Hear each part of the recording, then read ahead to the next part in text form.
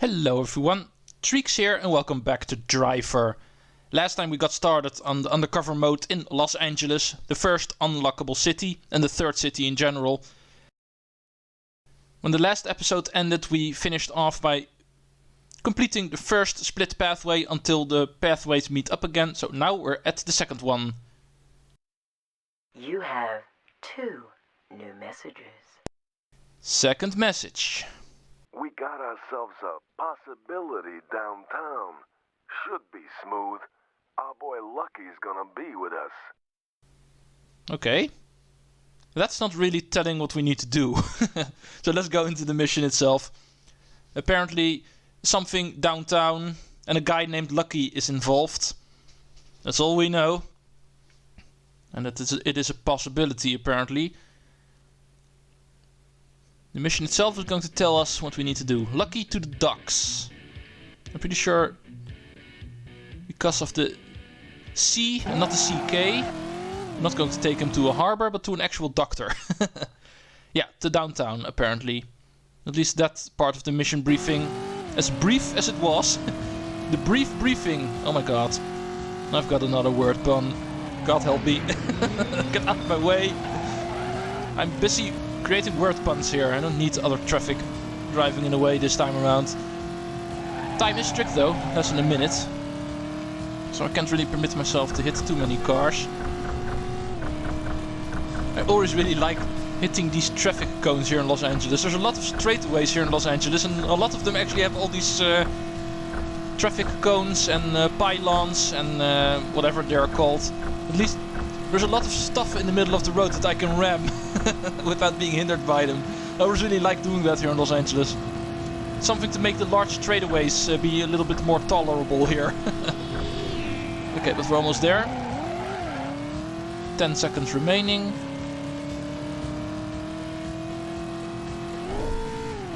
Okay, this is apparently where he is. This alleyway.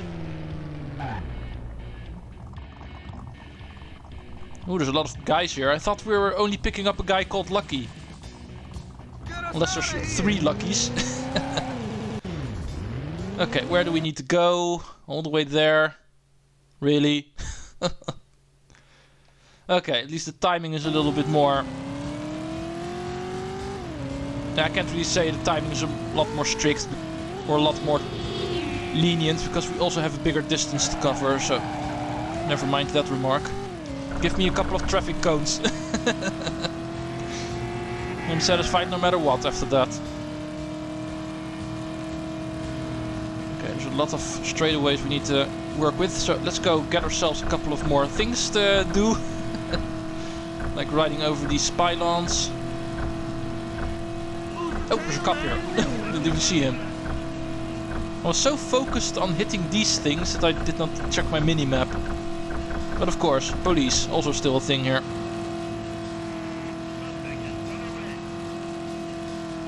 Okay, he does not seem to be a bother right now.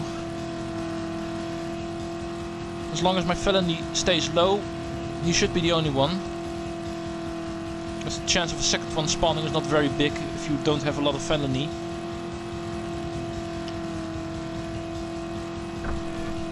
And they're gone already. Okay.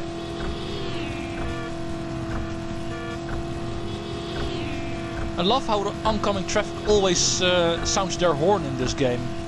Even if you're not really going straight towards them. I remember in Driver 2 they only start sounding their horn at you the moment you actually almost hit them. But here they always do, even if you're in your own lane and therefore officially not violating traffic law. They will still sound their horn at you. Okay, I'm not too happy about this. Oh, what the hell? He was gaining up on me and all of a sudden he lost me? What the hell? Okay, I'll take it. That was weird. I was already working on trying to hit them. And then they suddenly decided we lost him, even though I was right in front of them. But okay, cutscene, so let's listen to the next mission. 2B. You gotta help me! It's Maya! Castaldi's Maya? She's OD'd on me, man!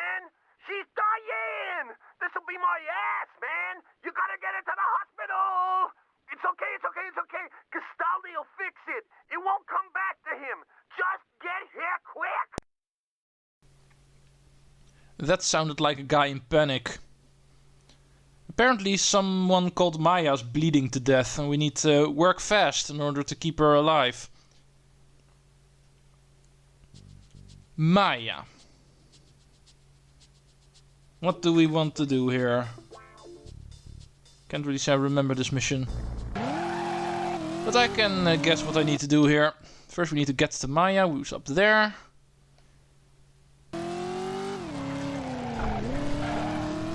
Tanner to the rescue. Castaldi is going to fix this, but of course he's not going to do it personally. He's going to ask his driver to do it for him. And that is us. Already got a cop on my ass. Quite early on, so I'm not too happy about that. Hopefully I'm not forced to shake this guy. I'm afraid I have to, but that's going to give me a lot of damage early on. Ah, come on! I've still got time. Please lose me. Thank you. That could have been worse. Okay, here we are. Okay, apparently not. Now it counts. Get her to the hospital. And we're bringing a lot of people to the doctors this episode. Okay, that's not too far away. It's a different kind of doc this time around. Still assuming the previous mission, Lucky to the Docks, was also a doctor, since it was only spelled with C. Still not too sure what the real deal was there. Sometimes these missions can be quite confusing what exactly the meaning is. They don't really always tell perfectly what it is you're doing. That's something that Driver 2 and 3 and onward do a lot better.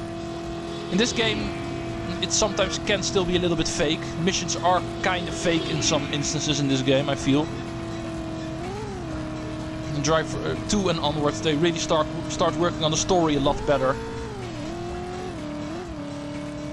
In Driver 1, the missions sometimes feel kind of random. There's still a general story we're following along, of course, but most of the missions for playing an Undercover are loose missions, if you know what I mean. Not really connected to the story, not per se.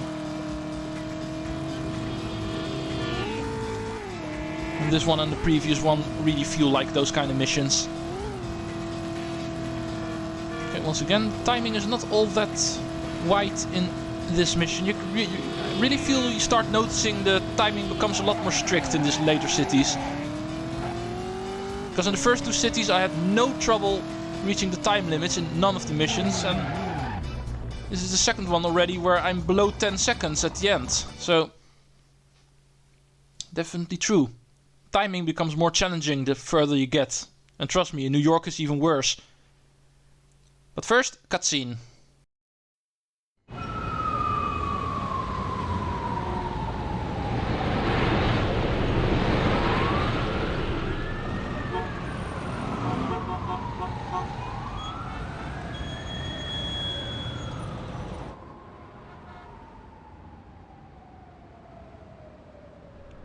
Okay, it's time we took care of the business we came to this town for. Since we don't have Slater, we got ourselves a different driver. But, Jean-Paul, you handle the hit, and I'll handle the backup. When do we go? Tomorrow night, on the steps of the Chinese theater. I want to know, does this mean the hit in New York is lined up? This means we take out Bill Maddox. Then we wait for the signal and, yes, my friend, then you can start shining up those silver slugs with a famous name on them. Okay, thank you, gentlemen. Oh, one last thing, gentlemen. Don't let me down. Okay, apparently we're in Los Angeles for a big hit. Bill Maddox is apparently on our kill list. On the steps of the Chinese theater. That is not going to be easy. Tanner's of course going to get informed for this now. Let's go listen. It's us. We're on. And we're super bad. Let's go. Come pick us up. Okay, I'm already not liking this. I don't want to be super bad. I want to be disco. I like it a lot more when we're disco. But it doesn't matter. We're ready for the big hit here in Los Angeles. The Maddox hit is definitely the main mission of Los Angeles, you might say. Also one of the reasons why it's not on a split pathway. As you can see in the mission tree, you are always forced to play this mission. This one is definitely part of the story. Like I explained in the... Oh, we need to get to the car park, it seems, Santa Monica. Okay, like I explained in the previous mission, most of the missions, mostly on the split pathways, to make it more clear. Those actually I always consider loose missions, where you're just being hired to do a job. But all of the missions that are not on a split pathway, the forced missions that you always play, no matter which route you take, those usually are connected to the story. This one definitely being one of them. The most important thing in the story, of course, being no matter what, always hit the traffic cones. Oh, cop again. I'm always so focused on hitting these traffic cones in the middle of the road here that I never pay attention to the cops here. But as long as they don't hit me, I don't really care. It's also raining in this mission, by the way, so can make it a little bit more tricky. Speaking of tricky, the police also can't handle the rain. Oh, oops. I can remember a previous part that talked about how the trees, because of the darkness in Los Angeles, can get tricky, since you don't always see the tree trunks. Well, here's your example. Hopefully I still got time. The time is definitely a lot more strict in Los Angeles. But still not undoable. Usually you are allowed to make one mistake. I can remember one mission in New York where that is not the case. It's going to be absolute hell. Luckily we're not there yet. Speaking of being there, car park right over here. You've been in the car park in San Francisco before. This one looks a lot more fancy. But it still works the same. It's actually modeled exactly the same, just the background looks different. But shape-wise, it's exactly the same as the car park that is present in San Francisco, which is pretty interesting. But okay, we're here. Let's pick up the hitman. And it's off to the Chinese theater, where the hit is supposed to take place. 2 minutes to get there. Let's not waste an entire first minute by hitting the walls in this car park. Let's go. And that is apparently where the Chinese theater is in this rendition of Los Angeles. Pretty much the exact same place where you picked up Maya a couple of missions back. What am I saying? What's the previous mission? It almost feels like it has been at least 3 or 4 missions ago, but it was a previous mission. That's how long some of the missions in this game can be. It is pretty funny though that even though it's raining and therefore you have this slippery off-road mechanics, that even in the car park, which is technically not in the rain since it has a roof, so it should be dry, but even there the wet physics still apply. I always think that's interesting. They couldn't really come up with a way to program it in such a way that locations like that do have dry physics and these ones have the wet physics. Memory limitations, you might say, but it does feel kind of weird. Oh, get away from me. I'm not too worried about you still tailing me the moment I reach my destination. If you're so close to me, you can damage me. This is a multi-stage mission, so don't take too much damage here. After you reach your destination, the mission will continue, so make sure... that could have been better. But anyway, make sure you don't have too much damage. There is a part 2 in this mission coming up after this one.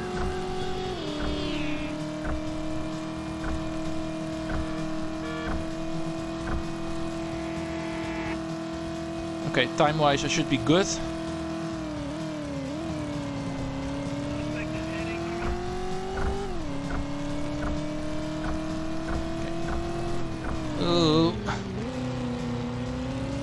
Okay, survived another turn, 2 more to go. Hopefully that guy's going to get shaken off in the meantime.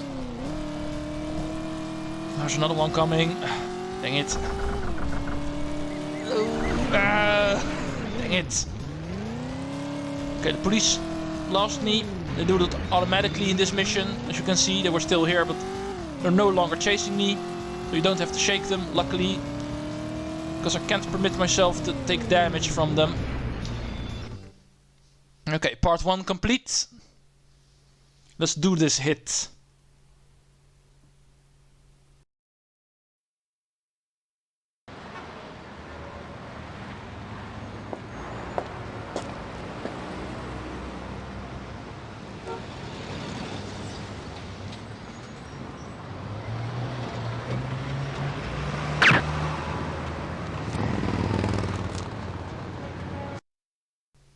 Did he just miss?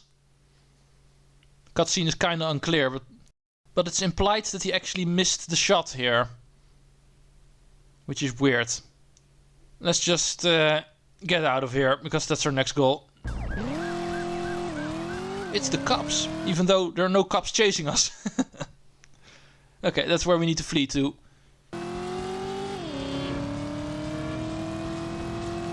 The hit apparently failed.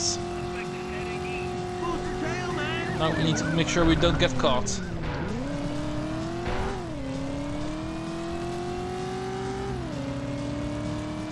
This is the part of the story that I never really understood how it actually worked, because we're supposed to hit this Bill Maddox. First of all, it's not really told who this guy is in the first place. He's supposed to be some kind of big shot, some politician, some kind of big shot in politics. Not really sure what his function is. That is apparently what we were trying to aim for. And in the cutscene we are implied that we actually missed the shot, even though you can't really see it. And later in the story they say, yeah, we got tipped off. For some reason they knew we were coming, even though in the cutscene you can't really see that. It's not like that he dived away or something, or that he didn't even show up. You do see him coming out of the theater, and we just missed the shot. But later they say, yeah, they knew we were coming, that's the reason why they...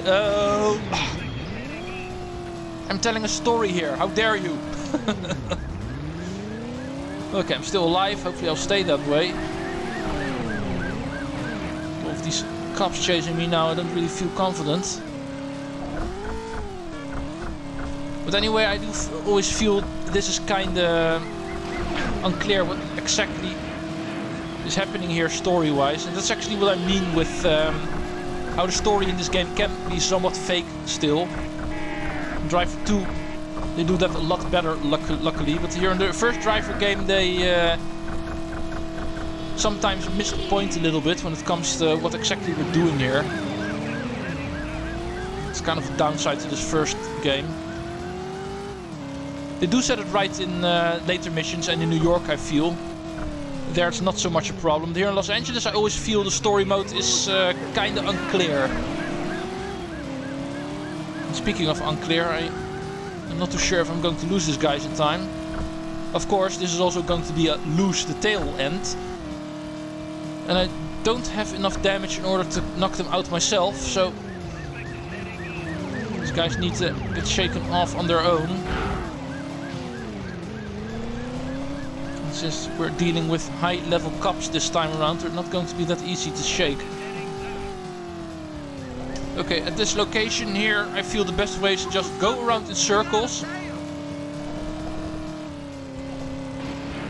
Through these trees here, and hopefully at some point he will get hit by them. And eventually either run out of health or simply gets behind you too far. Okay, this was not a smart move. Okay, he's gone. That's a better move than I thought initially. Let's make sure I don't touch these guys, since there's no cops chasing me. If I touch one of these guys, they're going to chase me.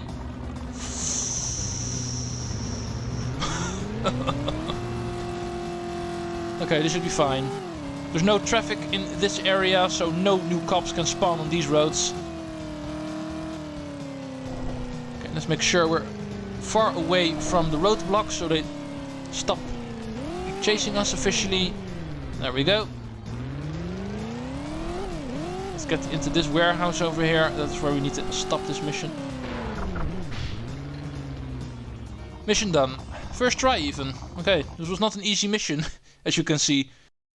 Okay, 20 minutes, so no new mission, but I will show off the cutscene that is attached to this one, the one I just talked about. Let's go see how the game explains the progression of the story. Ah, they knew we were coming. I'm sure of it. They were just sitting waiting for us. We were like tin ducks in a shooting gallery. Quiet. Man, we got a rat. I said quiet.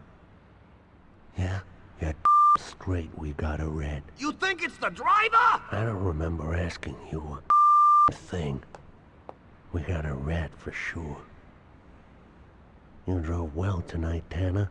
You got something you want to say to me? I drive well every night. I'll ask you one more time. If you got something to say, then you better say it. Slater. Slater's in a Frisco cell taking heat. You better get real specific, real quick. It figures.